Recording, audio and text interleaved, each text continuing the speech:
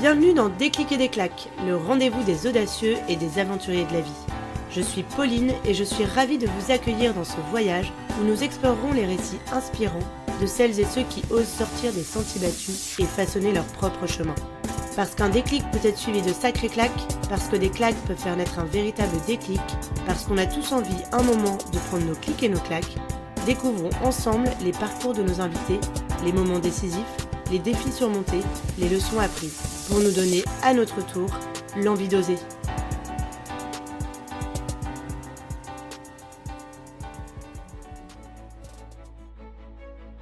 Aujourd'hui, j'accueille Paul Benayoun, un sportif franco-marocain avec un rêve ambitieux, celui de participer aux Jeux Olympiques d'hiver de Milan en 2026. Paul souhaite devenir le premier biathlète marocain de l'histoire à concourir aux Jeux. Le biathlon, c'est un sport qui mêle course en ski de fond et tir à la carabine.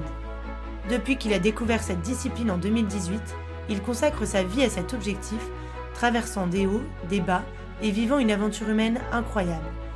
À travers son parcours inspirant, on va parler ensemble de détermination, de partage, de dépassement de soi. Épisode de Déclic et des claques avec Pauline, let's go! Yes! Et en direct d'Annecy, on se retrouve avec Paul. Salut Paul! Salut Pauline! Et aujourd'hui, on a des spectateurs qui nous accueillent dans un studio installé exprès pour nous. Oussam et Loïc, ils vont nous suivre tout au long de l'épisode, de l'enregistrement. Carrément. Paul, avant de parler un peu de ton parcours, tu peux nous dire un peu les valeurs du sport qui t'animent? Yes, il y en a plusieurs. La première, je dirais que c'est le dépassement de soi qui mène à la découverte de soi. Forcément, plus tu creuses, plus tu arrives à te découvrir, à découvrir les autres aussi avec qui tu t'entraînes. Et donc du coup, ça découle aussi sur une autre valeur que j'adore, le partage. Être tout seul, c'est cool. Moi, je fais beaucoup d'entraînement tout seul, mais dès qu'il y a cette émulation de groupe, il y a des moments inoubliables, quoi. Que ce soit avec ton entraîneur, avec tes partenaires d'entraînement. Voilà, donc je dirais dépassement de soi et découverte de soi qui sont un peu liés et le partage. Et le sport, c'est quelque chose que tu connais depuis toujours. Yes. Tu as grandi un peu là-dedans. Est-ce que tu peux nous expliquer un peu d'où tu viens et justement cette éducation un peu dans le sport, la place du sport dans ta vie depuis que tu es tout petit? Oui, complètement. Je suis originaire de Reims, dans le 51, en Champagne-Ardenne.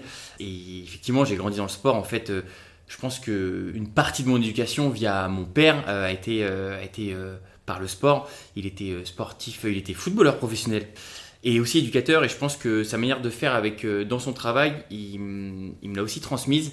Et moi, j'ai grandi dans le sport. Et effectivement, mon sport de base, c'est le tennis. C'est vraiment le sport que j'ai pratiqué depuis je sais pas, de mes 10 à mes 20 ans en compétition.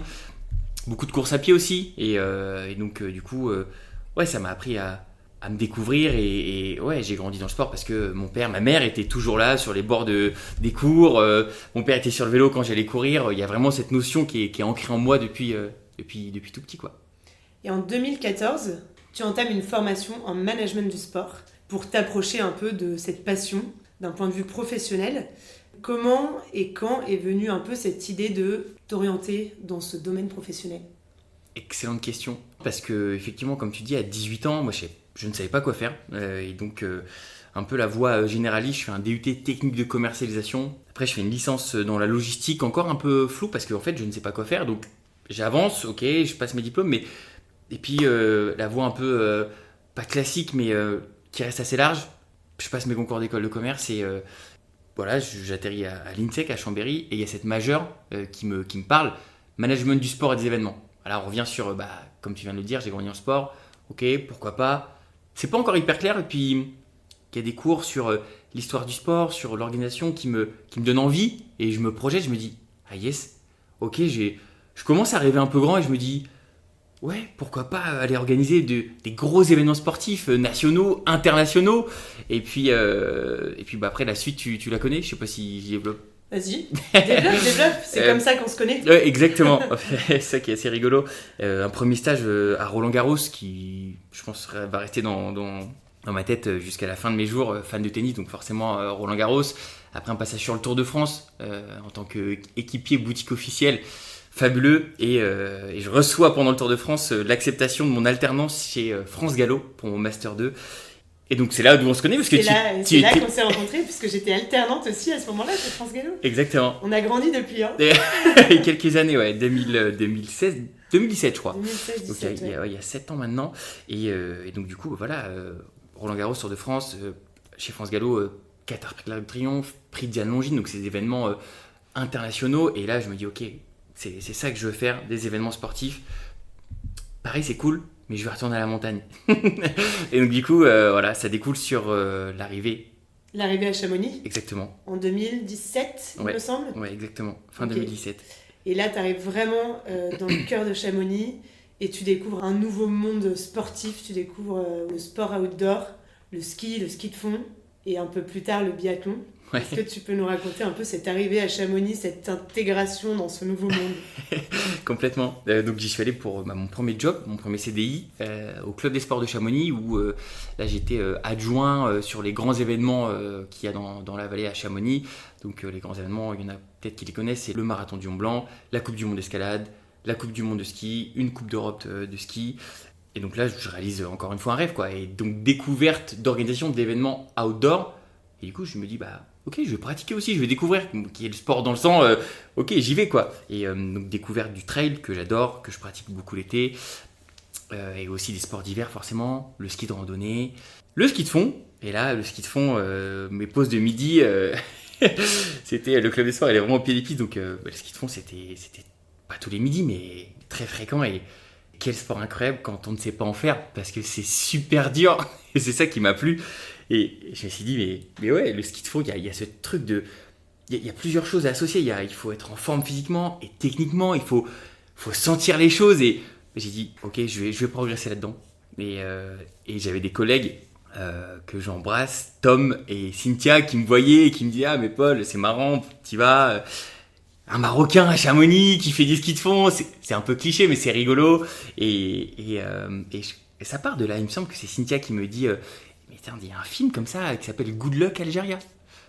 Je ne l'ai pas vu. Et donc je le regarde et en fait c'est un Algérien qui va aux Jeux à Turin, aux Jeux Olympiques d'hiver à Turin en ski de fond.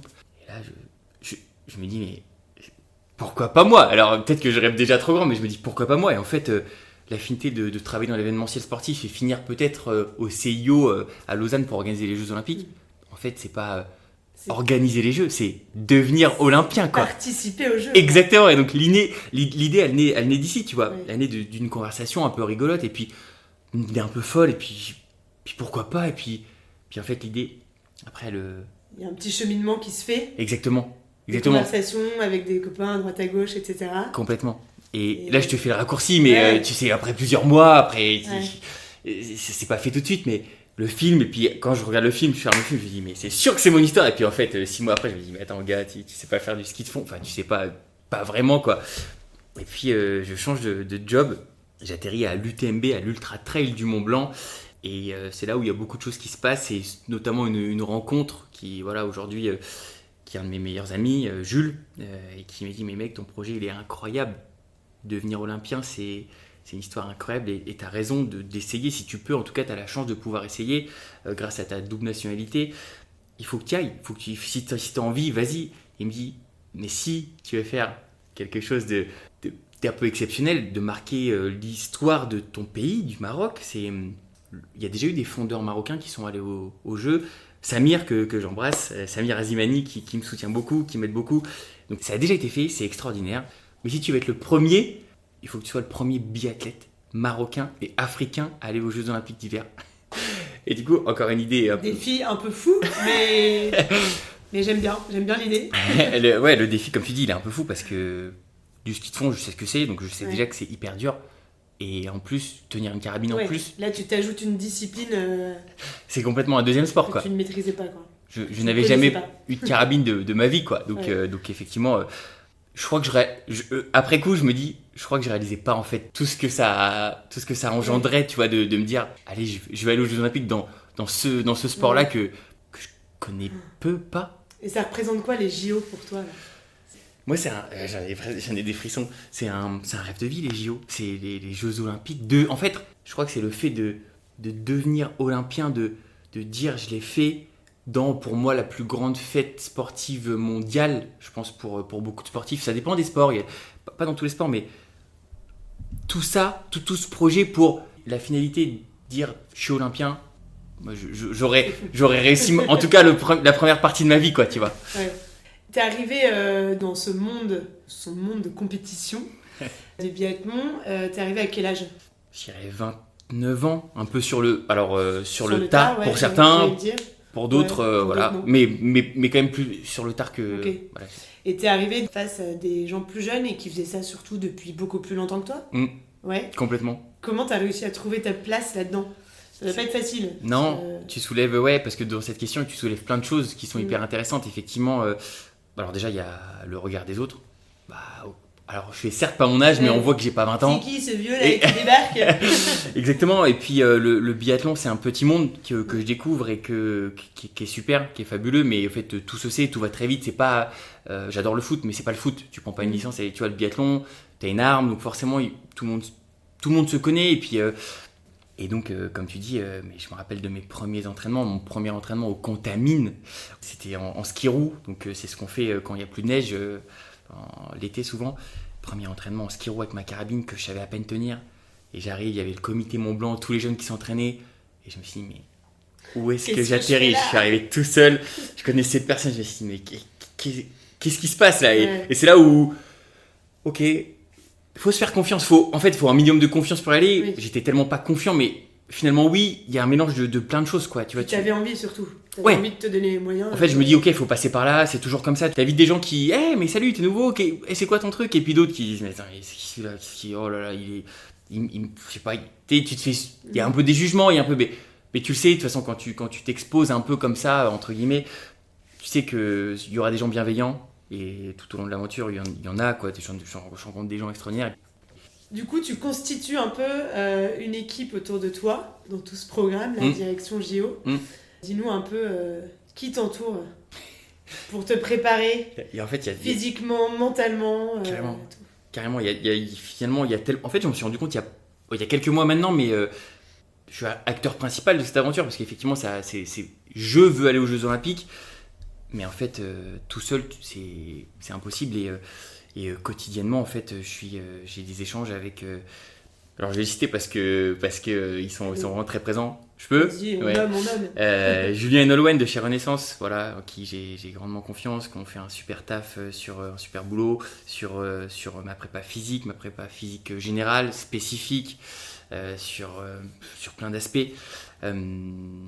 Évidemment, il y a mon entraîneur. J'ai changé récemment. Voilà, ça fait partie aussi des choses de l'aventure, quoi. Tu vois, de sentir, de s'écouter. Donc là, voilà, il y a eu un petit changement d'entraîneur. Donc celui actuel, évidemment, il a un rôle clé pour ta progression, pour ton aspect mental, ton aspect physique.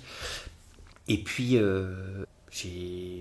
moi, j'adore en parler. Après, peut-être que ça gêne des gens, mais j'ai ma psychologue qui a été là au tout début, qui m'a permis de commencer ce projet serein et sainement. Voilà, d'être...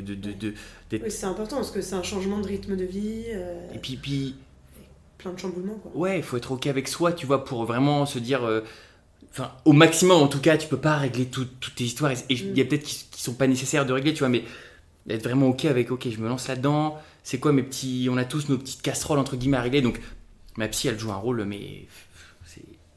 Je conseille vraiment tout le monde, projet ou pas, de sortir les choses, de parler de tout. Je vous assure que c'est un bien-être de fou, Pauline. Franchement, je sais qu'on en a parlé un petit peu avant, mais extérioriser. Communiquer, quoi. Et oui, parler avec des amis, c'est ok, mais avec un professionnel de santé, psy ou pas psy, ça vous fait peur, mais parlez, sortez les choses parce que je vous assure qu'on n'est pas fait pour garder des choses négatives ou que ce soit des relations, que ce soit des problèmes dans un job, un problème dans un couple, un problème avec des amis. Il faut que ça sorte, il faut parler et les problèmes ils seraient que comme ça. Donc ma psy, mais c'est pas que, pardon, la question initiale. Ouais, attends, t'as dit quoi? Entraîneur, psy, Renaissance. Bien sûr, Renaissance, et puis des partenaires. Ouais. Des partenaires des partenaires sponsors comme vous les appelez, mais il y en a des historiques en tout cas. Pour moi, c'est la famille Ravanel. C'est un magasin sur Chamonix, mais c'est avant tout une famille. Et depuis le début que je suis arrivé à Chamonix, ils ont cru en moi. Et c'est des gens qui me touchent au plus profond de moi parce que là, je leur ai annoncé ce projet-là il y a, je sais pas, 1 an et demi, 2 ans. Ils m'ont dit, mais Paul, on va te suivre. Et grâce à eux, vraiment, aujourd'hui, tu vois, j'étais chez Salomon. Et Salomon me suit aussi. Et je les remercie du fond du cœur de pouvoir avoir du matériel de... Je peux pas rêver mieux, quoi, tu vois. Donc, il y a bien sûr... Ouais, exactement. Et ça fait partie du job d'avoir du super matos. Et donc, c'est hyper nécessaire. Donc, merci à Ravenel, merci à Salomon. Il y a autre chose dont tu nous as pas parlé. Ouais. Le nutritionniste. Ouais. La médecine chinoise. Ouais. Tu veux en parler? T'es au courant, bien sûr. Bien sûr. Je suis au courant de tout. Bien sûr. Surveille. Je sais pas si je vais citer tout le monde, mais bien sûr, j'ai un nutritionniste ici. Je vais en parler parce qu'il me suit et il est aussi athlète. Mais ça fait partie de la vie d'un athlète. Complètement. Et c'est marrant, il y a je pense un peu un cliché sur la nutrition, mais je remercie Andy Kwende, qui est athlète, lui, qui est coureur de 1500, de cross, de 10 000, et lui m'aide vraiment au-delà de la nutrition, c'est plutôt aussi comment la nutrition apparaît dans ta vie, tu vois. Est-ce que c'est pas trop contraignant? Comment tu le perçois? Est-ce que, bien sûr que tu as des besoins, tu t'entraînes entre 15 et 20 heures, tu as des besoins en kilocalories, ça c'est l'aspect un peu technique, mais surtout, comment tu l'intègres dans ton quotidien qui est déjà un peu contraignant avec les entraînements, avec le matin, tu entraînes l'après-midi, la récup, donc optimiser tout ça. Et donc je remercie bien sûr Andy. Johan qui me suit en médecine chinoise, Johan Trichard, que je remercie du fond du cœur. À chaque fois, je passe des moments hyper riches, hyper forts avec lui. Et il est là depuis le départ. Depuis le départ, il est là pour mon bien-être aussi, mental, à faire attention. Il me dit, ah là, t'es un peu fatigué, je le sens, sur les tensions, sur tout ça. Donc, merci Yo. Et j'en oublie ça. Ma famille, forcément. Ouais. Ma famille qui croit en moi plus que... Qui fait partie de l'équipe. Et complètement, en fait. En fait, il ne faut pas les oublier parce que je suis né avec, donc ils sont là, mais des messages de soutien de mes parents, ma frangine, mon beau-frère. Et eux, typiquement, c'était quoi leur regard quand tu leur as... Comment tu leur as annoncé, tiens moi, demain, je suis biathlète pour les JO. C'était quoi leur réaction? En fait, c'était rigolo. Je me rappellerai, je crois, toute ma vie. Je rentrais dans l'entraînement et j'avais ce truc en tête donc c'était au début, avant le biathlon, j'avais ce truc en tête. Et on a un groupe famille, un groupe WhatsApp, comme je pense 100% des gens. Et je leur ai écrit texto, croyez-le ou non, mais je vais aller aux Jeux Olympiques pour le Maroc en ski de fond. Et je pense que je pourrais retrouver ce message, je sais pas en quelle année c'était, peut-être 2018, mais... Tu aurais dit par écrit, quoi. Ouais, mais je l'ai balancé, j'ai dit... Si, et après, bien sûr, je pense qu'on en avait parlé en amont ou quoi, mais... Et en fait, non, j'ai eu tout de suite leur soutien, dans le sens où je crois qu'ils savent que je suis pas trop dans les codes classiques de vie. Et oui, ok, j'ai fait mes études classiquement, mais je crois que dans la vie, de manière générale, ils savent que tu as envie de te dépasser. Ouais, et puis je crois que j'ai besoin d'être... C'est étrange ce que je vais dire. J'ai besoin d'être différent. Je peux pas... En fait, j'ai juste envie d'être moi, tu vois. Une fois que tu as goûté à ça, une fois que tu as goûté à être toi, une fois que tu sais une fois que tu écoutes ton cœur, une fois que tu... Ok, en fait, ça, c'est pas pour moi, en fait, je vais arrêter. Et quand tu prends des décisions, quand tu t'alignes, en fait, après, tu peux pas faire autrement, quoi, tu vois. Voilà, donc ma famille... Suivre ses objectifs et écouter les bonnes personnes. Exactement. Je refais juste une petite parenthèse partenaire, parce que j'en ai dit qui m'ont grave touché. Cette année, j'ai eu la chance je remercie Yann Gilardoni qui tient le magasin Giant à Cluse et qui me suit. Et il croit en mon histoire et c'est fou. Je remercie aussi Christophe Maury qui tient la marque R17 Roller Ski et qui est avec nous, avec l'équipe du Maroc aussi, qui nous soutient. Et ça, c'est vraiment... En fait, c'est... Au-delà de tout le matériel, c'est des personnes qui me transmettent des émotions positives, tu vois. On parlait de tout ça, mais le positif attire le positif, tu vois. Et c'est trop chouette d'avoir des gens qui croient en toi, qui sont sensibles à ton histoire. Je pense que c'est hyper nécessaire. Voilà. Et j'en oublie certainement ta énergie aussi, qui me suit dans ma nutrition. Enfin, voilà. C'est du soutien qui aide vraiment à avancer et qui te conforte dans tes objectifs. Ouais. Un rêve, un projet d'une telle ampleur, ça se construit avec toute cette équipe notamment. Il y a une question que j'aime bien poser à mes invités. Yes. C'est la part que tu donnes au travail et la part que tu donnes à la chance dans ton parcours. C'est très lié parce que pour moi, le travail découle sur la chance. Je le vois comme ça, c'est-à-dire que si tu travailles avec... encore une fois, je reviens sur ça, mais si tu travailles avec ton cœur, si tu crois en ce que tu fais, peu importe, moi c'est du sport, mais mais on a la chance d'avoir Oussam et Loïc ici. Eux, ils bossent sur de la production des images. Quand tu le fais avec cœur, ça marche. Et quand tu es positif dans ce que tu fais, quand tu cherches des solutions, quand tu es sincère avec toi, avec les autres, en fait, ce côté positif, il t'amène cette part de chance de rencontrer les bonnes personnes au bon moment, le bon contact. Ah mais yes, ah mais oui, je peux t'aider sur ça. Ou oui, le travail, ça, en fait, tu vois, pour moi, c'est, je sais pas si tu as besoin de pourcents, mais quoi, un 70-30, 60-40, comme tu veux, mais travail, je suis pas un no pay no gain, tu vois, je suis pas trop fan de ça, tu vois, plutôt fais les choses intelligemment, encore une fois avec cœur, écoute-toi parce qu'on n'est pas des robots.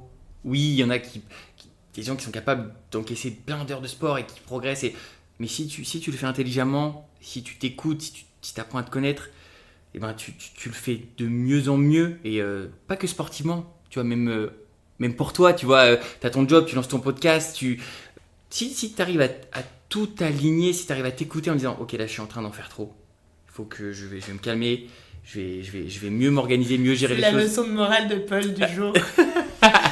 Non mais ouais, et puis surtout être sincère avec soi, quoi, tu vois, ça c'est voilà. Ça, c'est une autre morale, mais voilà, pour répondre à ta question, tout est lié, les deux sont liés, travail et chance, c'est lié, ça. Le positif, il y a des opportunités aussi qu'il faut savoir voir et saisir, quoi. Complètement, et il faut oser aussi.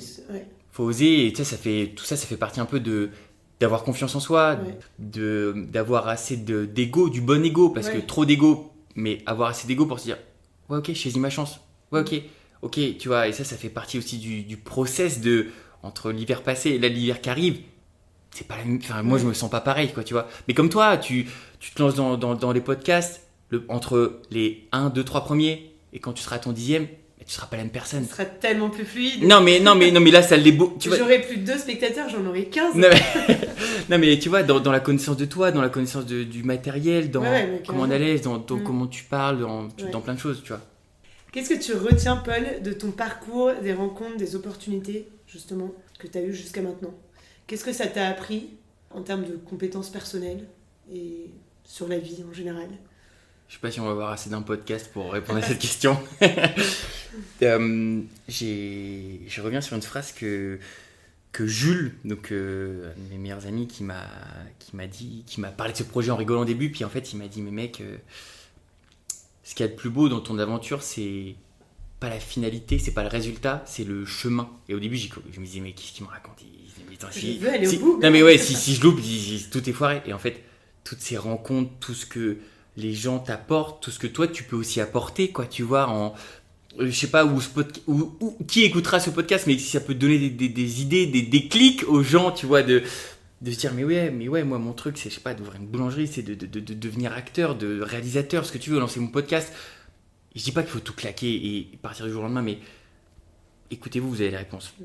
Pour revenir sur ta réponse, sur ta question, le chemin, est-ce que tout ce qui se passe sur le chemin, tout ce que tu vis, c'est la richesse, elle est là, quoi, tu vois. Et bien sûr que le résultat final, c'est si un jour je reviendrai à ton podcast en disant j'ai fait les JO, ok, oui, tu vois, mais je te reçois en mars 2026. Mais j'ai déjà noté sur mon agenda. Tu t'auras gagné. Le nouveau Léon Marchand, ce sera toi.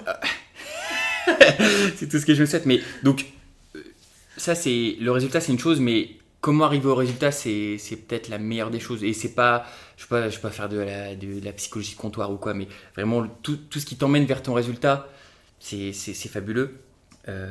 Se connaître soi aussi, ça c'est extraordinaire. Un peu plus chaque jour, c'est fabuleux. Donc même si, il y a toujours un si, même si on y croit et que tu vas aller au bout, ouais, et que tu vas finir champion du monde, si ça marche pas, t'auras retenu quand même pas mal de choses, t'auras appris plein de choses. Bien sûr. Tu ressortiras tellement grandi de tout ça. Ouais, comme je t'ai dit, je ressortirai sans regret déjà, de une, et ça n'a pas de prix, et de deux, effectivement, mais tellement de choses sur quand tu te lances dans une aventure comme ça, déjà, tu te découvres toi pour de vrai, quitter vraiment dans l'entraînement, mais aussi avec les autres personnes, avec toi-même, quand tu te retrouves face à toi-même, quoi, tu vois, dans la difficulté, dans les succès, peu importe, succès ça veut pas dire forcément gagner, c'est juste des petits succès, tu vois, comment tu les gères, comment... écouter tes émotions, ressentir, vibrer très haut. Ouais, trouver des solutions quand... Et c'est pas tous les jours... il y a des entraînements où je me dis, mais jamais j'y arriverai. Et puis d'autres où je me dis, mais mon gars, bien sûr que tu vas le faire, quoi. Donc, tu vois, c'est tout ça, c'est la découverte de soi. Et puis... forcément, tu passes par des hauts et des bas tout le temps, en fait. Bien sûr. Et puis, en fait, il y a toute cette partie entraînement, mais il y a aussi cette partie... démarchage, organisation de vie, démarchage de partenaires, tu vois, d'aller trouver les bons partenaires. C'est un autre job, hein. Entre faire du biathlon et puis aller chercher des partenaires. Il y a ta communication aussi, tu vois. Là, je suis trop content d'être là avec toi aujourd'hui, mais tu vas pouvoir s'enregistrer. Il y a un article non, qui va sortir prochainement, tu vois, dans un journal. Mais tu vois, il y a tout ça à gérer pour essayer moi, en fait, c'est. Oui, mon projet c'est d'aller aux Jeux Olympiques, mais surtout, croyez en vous, quoi. Tu vois, écoutez votre cœur, et il y a ça aussi comme message que je veux passer. Donc, j'aimerais bien le partager un peu plus sur les réseaux sociaux, sur, tu vois, tous les moyens de communication qui sont possibles, quoi. Tu vois, en tout cas, je prends beaucoup de plaisir à être là avec toi et parler de ça. Merci. Si c'était à refaire, alors on est loin du bout de l'aventure, évidemment. Ouais. On n'est qu'au début de ton aventure d'athlète. Ouais. Mais si c'était à refaire, là, entre les débuts, entre ton déclic, suite aux films, aux discussions que tu as eues avec des copains, etc. Et maintenant, est-ce que tu referais tout pareil, ou il y a des choses que tu ferais un peu différemment ou... Forcément, après coup, tu te dis quoi, est-ce que tu veux revoir la copie? Il y a forcément des petites choses à corriger, mais en fait, je crois que la vie, elle est comme ça, tu vois.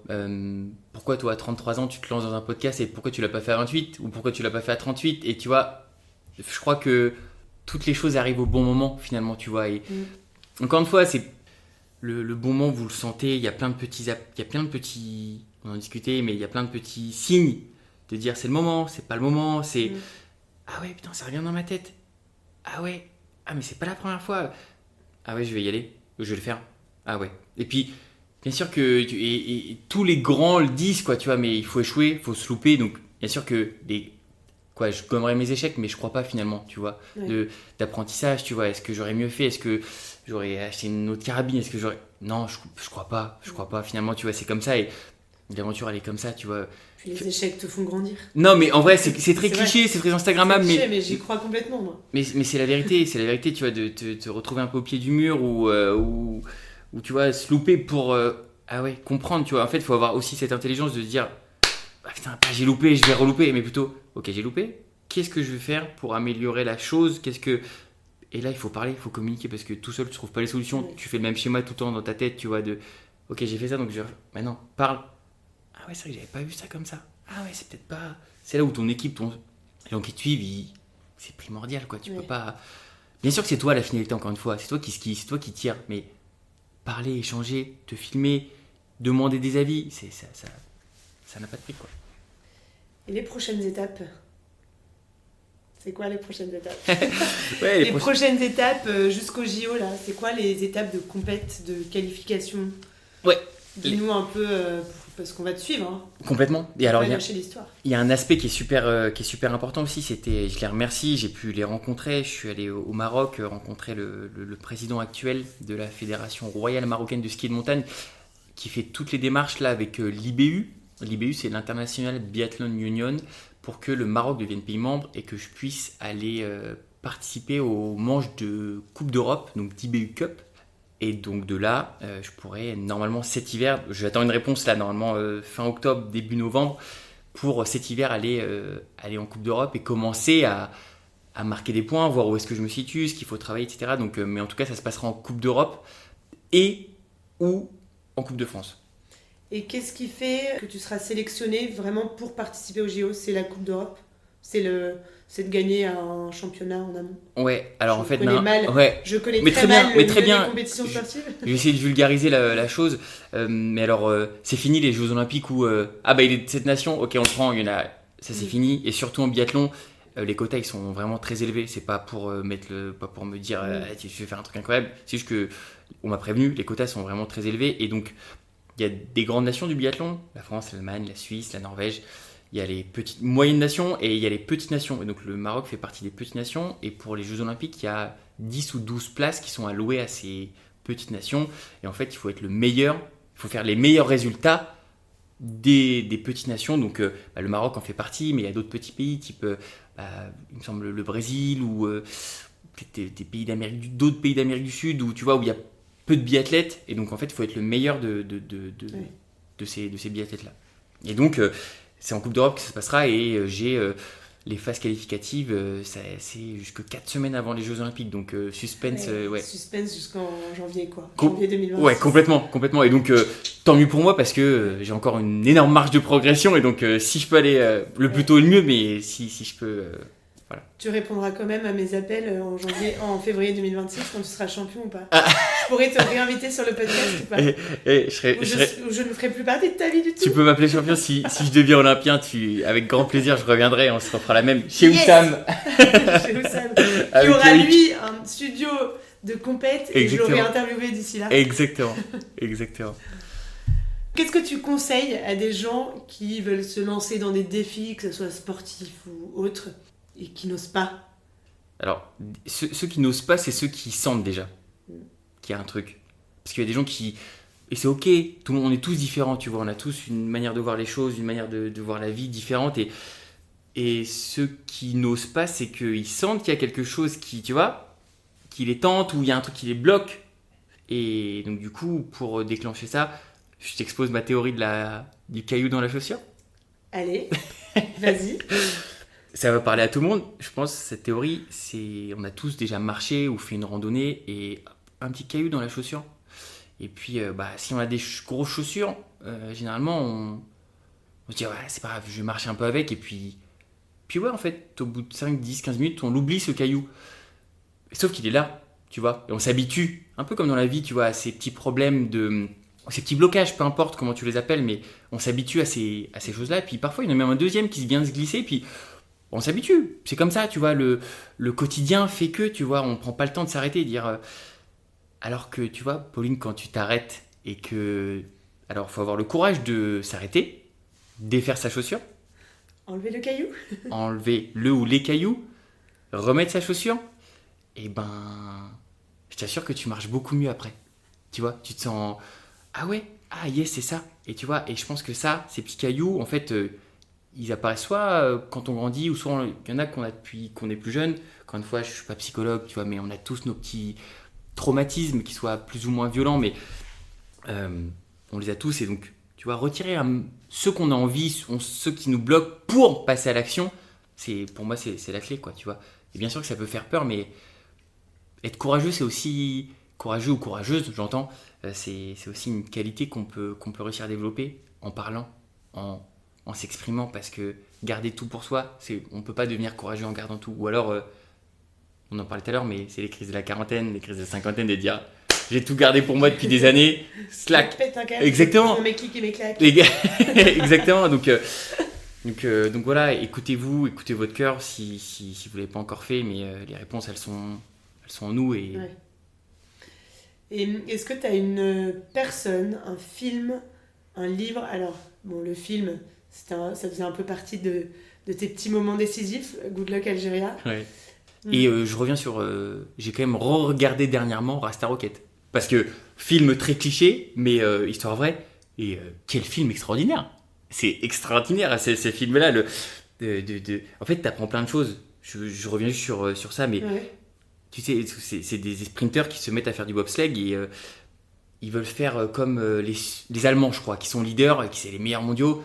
Et tu les vois compter au début tu vois, en allemand. Et puis en fait, après, ils disent non, mais c'est pas nous ça. Pourquoi on fait comme eux? Pourquoi on. Non, nous. Et puis c'est là où tout le monde connaît ce balanceman, cadenceman. Et en fait, c'est. Faites comme vous êtes, en fait, on est tous différents, tu vois. Moi, j'ai essayé de faire du biathlon comme ce que je vois à la télé. Mais non, en fait. Je suis pas, je la tiens depuis 2 ans ma carabine, je peux pas tenir ma carabine comme un gars depuis 15 ans, quoi, tu vois. Donc, et c'est pareil pour plein de choses. Soyez vous-même. Qu'est-ce qui dit ça? Soyez vous-même, les autres sont déjà pris, tu vois. Mais c'est dur d'être soi. On est tellement entouré tu vois, de codes, de clichés, de trucs. Mais c'est la vérité, tu vois. C'est oser avoir le courage d'être soi pour de vrai, tu vois, et dire non, ça j'aime pas, ça je veux pas, ça je veux plus. C'est pas ça. Ça me fait vibrer. Ça je veux faire ça. Et oui, il faut réfléchir avant de prendre une décision, mais prenez le temps, ça vaut le coup. T'avais d'autres citations, il me semble, de personnes Tout à fait. qui t'inspirent. Tout à fait. Tu m'as pas tout dévoilé. Non, mais, il y a deux personnes que j'ai aimé lire. C'est relativement complexe. Je dis pas que je suis un grand lecteur, mais il y a Sylvain Tesson, aventurier, un grand homme. qui a rédigé des bouquins. Alors, c'est pas des bouquins qu'on lit quand on a envie de bouquiner facilement, mais c'est hyper prenant, quoi. Tu vois, son bouquin sur le lac Baïkal, moi, je l'ai adoré. Il a fait des films aussi que j'ai beaucoup aimé. Quand il va, j'ai un trou de mémoire sur le nom, mais quand il va, on en a parlé tout à l'heure en plus. La Panthère des Neiges. La Panthère des Neiges, des images incroyables.